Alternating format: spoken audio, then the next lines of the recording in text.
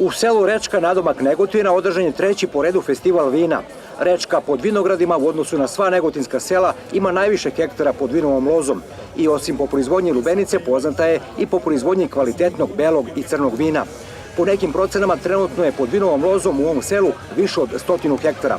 I ovaj festival počeo je posetom vinariji Mikić, gdje su gosti mogli da degustiraju vina koja se proizvode na ovom poljoprivrednom gazdinstvu. Potom se prešlo na plato kod Doma kulture. Uz vino i pozitivnu energiju, druženje je trajalo do kasnih večernjih sati. Prvi put sam ovde, do sad nisam bio, trebao sam prošle godine da dođem, nisam došao, ali evo sad došao sa Sestrića, super, fenomenalno. Kako su vina? Ovo, super, sve sam obišao štandove, svu sam probao ovde kod ovih ljudi, pogotovo Bagrina. Iz Rogljeva?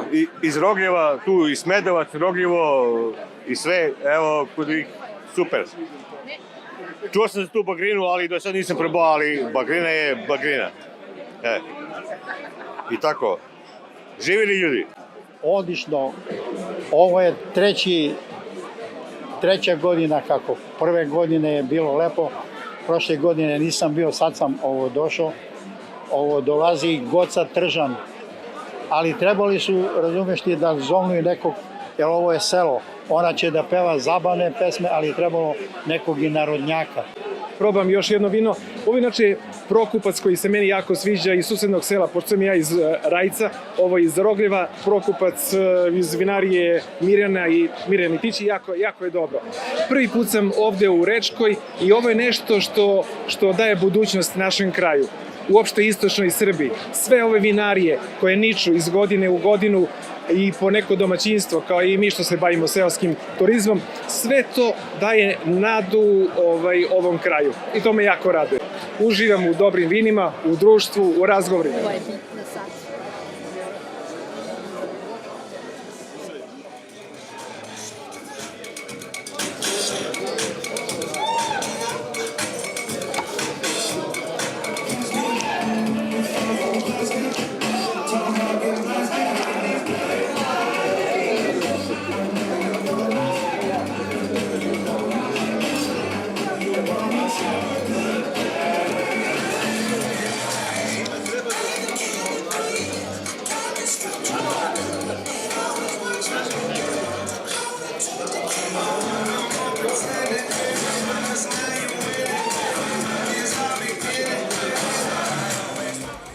U centru Rečke, na predivnom platovu kod Doma kulture ispod starih platana, na 10-ak štandova proizvođači vina iz ovoga kao i iz okolnih sela predstavili su svoj asortiman proizvoda. Ranije nismo bili u prilici da izlažemo, ove godine prvi put smo ovde.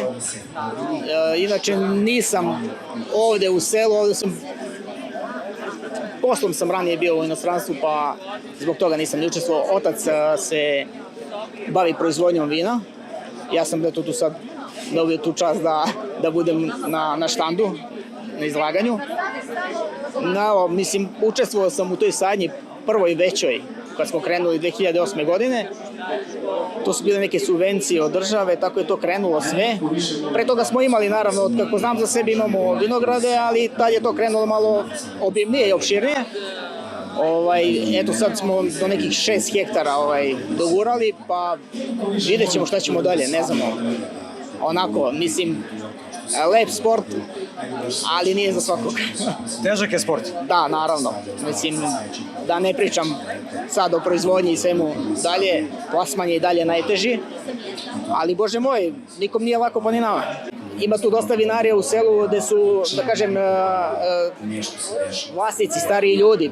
Tu sad već ove godine počinju stvari da se lome, gde će ljudi neki da odustaju ili će to da preuzmu neki mlađi, ako ih ima uopšte u tim porodicama, domaćinstvima. Tako da, ne znam šta bih vam rekao, ali uraz. Koliko vas u porodici učestvuje u proizvodnji i koliko tu ima posla? Za sad samo otac i majka se time bave i sezonski uzimaju po neke radnike koji su, da kažem, tu učestvali svake godine su, da kažem, isti. Najgora je i dalje berba, nema ljudi, čak su i dnevnice otišle na nekih 4-5 hiljada i pored toliko opet imamo problema sa beračima. Što se tiče proizvodnje vina, pojačana je proizvodnja vina, a smanjen je broj stanovnika, za divno čudo. Vinogradi ima na više od 100 hektara površine, a ljudi oko 200 čoveka. Tako da se svi bavimo nekim vinogradarstvom, vinarstvom i tako dalje. Šta očekujemo u budućnosti? U budućnosti očekujemo da će vino da dobije najzad svoju cenu i da će da pronađe put na tržištu. Još uvek nismo organizovani u neko udruženje vinara, svako radi za sebe, što je najveća boljka ovog sela. A ko treba da se organizuje? O čemu se radi? Od lokalne samouprave, da je problem u državi ili u vama? Sva tri. Sva tri su u pitanju. Lokalna samouprava ne čini puno prilikom osnivanja vinarija i prilikom udruživanja. Mi nismo zainteresovani dovoljno, mislimo da smo dovoljni sami sebi, a o državi ne bi ni da pričam. Nisam merodavan za taj. Što se tiče vaše vinarije, odnosno podruma Đorđević, koliko vi hektara obrađujete, koliko vina godišnje proizvodite? Oko 2 hektara obrađujem vinograda, ja više proizvodim grožđe, prodajem grožđe nego vina. Vino radim čisto iz zadovoljstva i iz neke tradicije koju imam, i za svoje mušterije. A prodajem grožđe manastiru Bukovo. Svu količinu grožđa prodajem manastiru Bukovo. Znači problema u plasmanu grožđa nema? Problem jeste u plasmanu. Trenutno jeste u plasmanu. Ove veće vinarije imaju baš problem sa plasmanom, probijaju se same na tržištu, tako da ne vidim neku perspektivu u bavljenju ovim poslom. Za sad, bez udruživanja, bez neke ozbiljnije saradnje, nema perspektive u vinogradima. Mora da se radi na veliko, koliko ja razumem. Mora da se radi na veliko, ima par vinogradara koja imaju po 10 hektara vinograd i hvala im. Oni su nosioci ove proizvodnje, nosioci organizacije, tako da je u budućnosti moralo bi da se uradi više površine vinograda da bi se došlo do nekih ozbiljnih investicija, ozbiljnih para. Ove godine prvi put bili smo pozvani prošle godine, ali nismo bili u mogućnosti da dođemo zbog berbe, ali ove godine smo se odazvali, berba nam kreće u ponedjeljak, tako da smo uspeli da se organizujemo da dođemo. Jer možemo da predstavimo vinariju Gamanović, koliko to hektara obrađujete, koliko vina proizvodite, gde se nalazite, gde mogu da se kupe vaša vina? Vinarija se nalazi u Kostolu, to je na 500 metara nizvodno od Kladova. Vinogradi su tu isto na 200 metara od vinarije, 30 hektara radimo trenutno, sve u jednom komadu.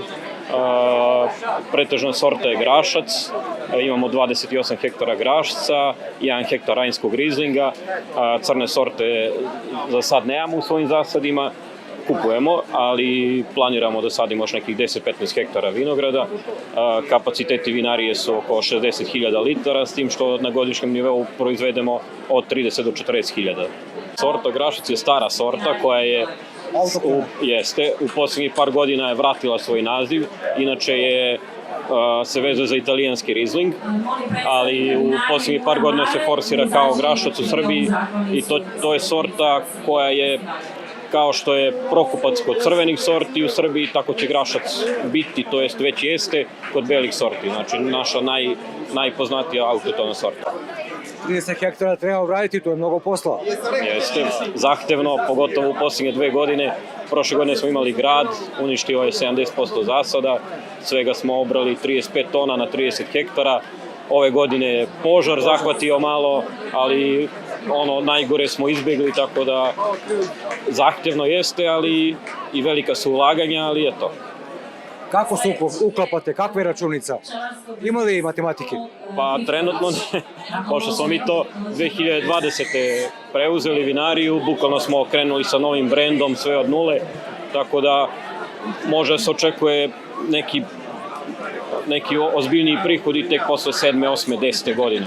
Tako da u početku su uglavnom ulaganja, ali kažem, mora da se uglavnom uz uz vina razvio i taj vinski turizam koji je u posljednjih par godina u ekspanziji u Srbiji. Mi u sklopu vinarije imamo i restoran gde radimo degustacije, radimo neke privatne proslave i tako na najavu organizovano sve tako da može da se poseti, da se obiđe, da se degustiraju vina, se kupi normalno. Došli smo malo u komšiluk ovdje da, eto i mi malo da se promovišemo neke naše proizvode, tu smo blizu, manifestacije veoma korektno, tako da eto, tu smo. Kažu da je Rečka nekad imala više vinograda nego Rogljevo, Rajac, Smedovac. Realno i sada ima više. I sada ima. Da, tako da, šta da kažem, već je selo više ljudi, sela izumiru, tako da može biti samo jedan. A u Rogljevu? Pa, stanje je do 30 hektara, otprilike. Vaših vinograda? Ne, naših, inače sve ukupno, a vinski podrum Mirina radi 10 hektara vinograda. Od toga tu smo sad, imamo nešto naslednih vinograda, da kažem iz ere krajina vina, ali u zadnje vreme smo uglavnom se bacili na autotone sorte tipa Bagrina, Prokupac, Crna tamjanika, tako da eto, i imamo u planu da vratimo i Začinak, tako da eto, to znači ideja da se vrate stare autohtone srpske sorte?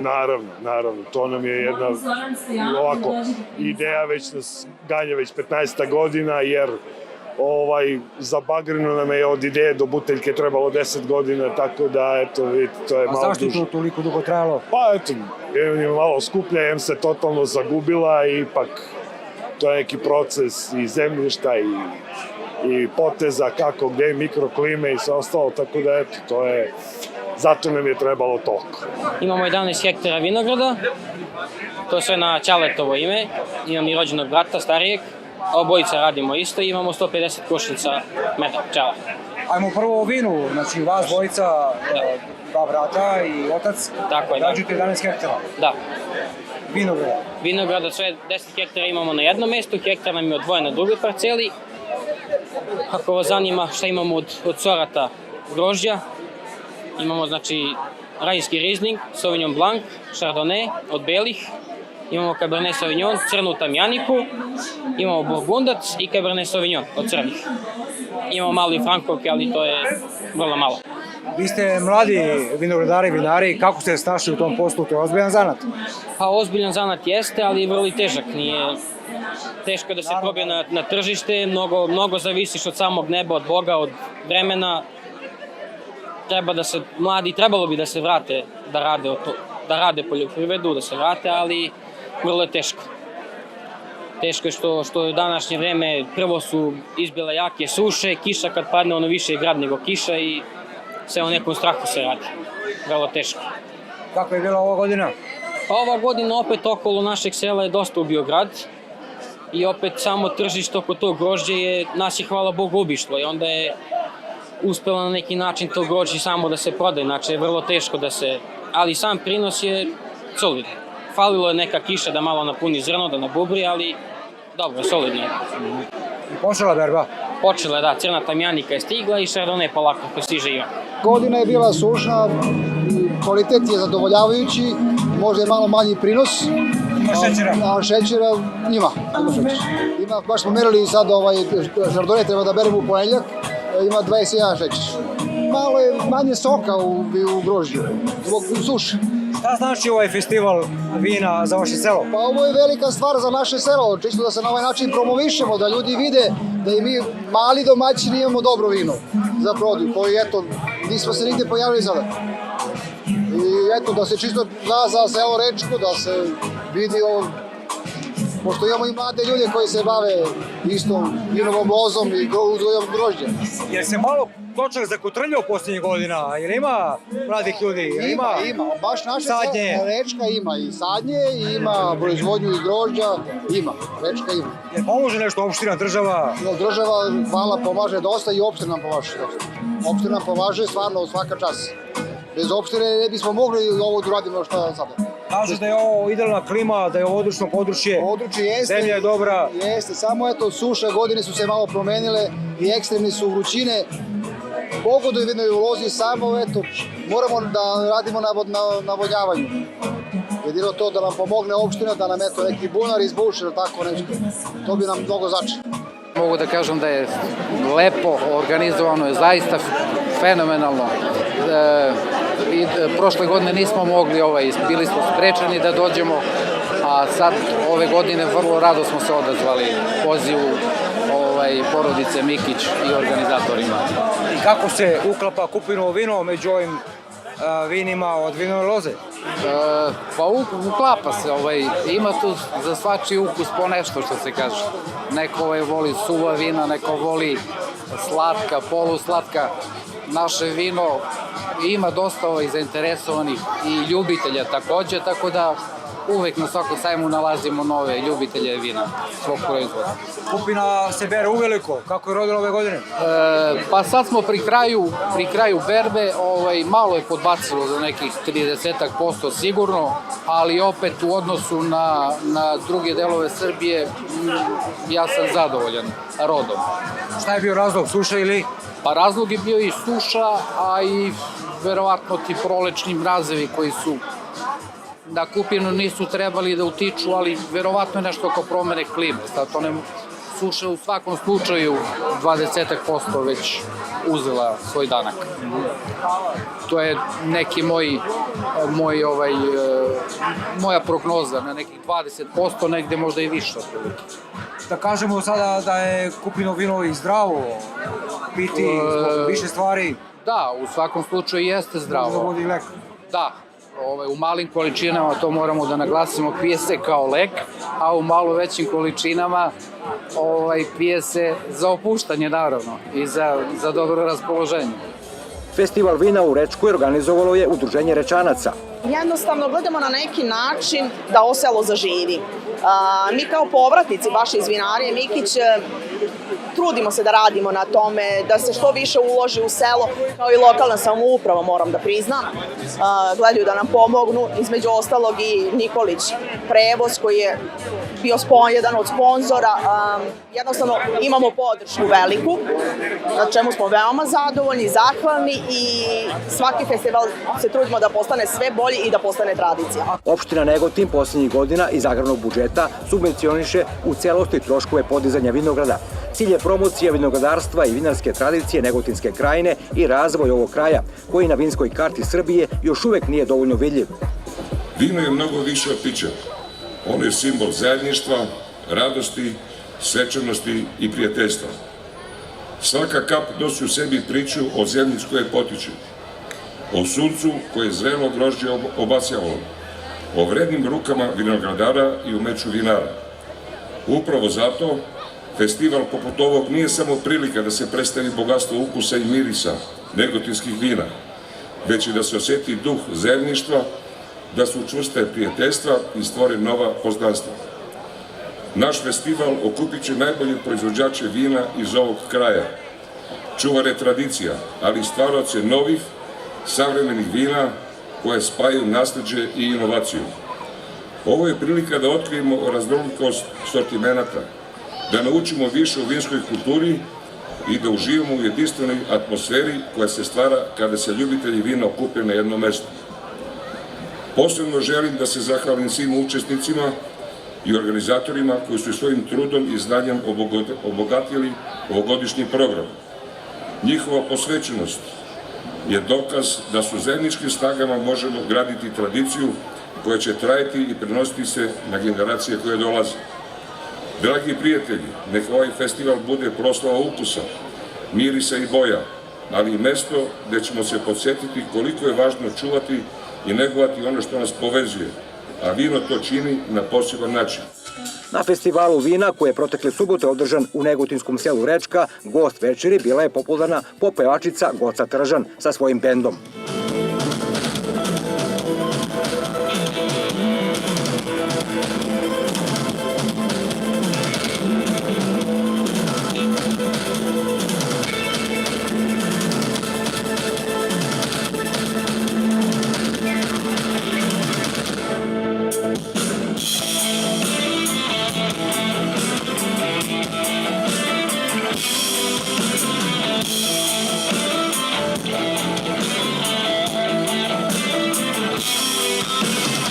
Živiš bez predaha, ljubiš bez obraza, prodaješ slove slatkim utkama i da dođeš mi, čisto da prođe ti vreme. Živeći tebi odavde ravno sve, ti nam govori svaku ženu da ti veruje, a onda dođi mi, kroz tvoje prođi, znam. Ni na zemlji, ni na nebu, na vodi.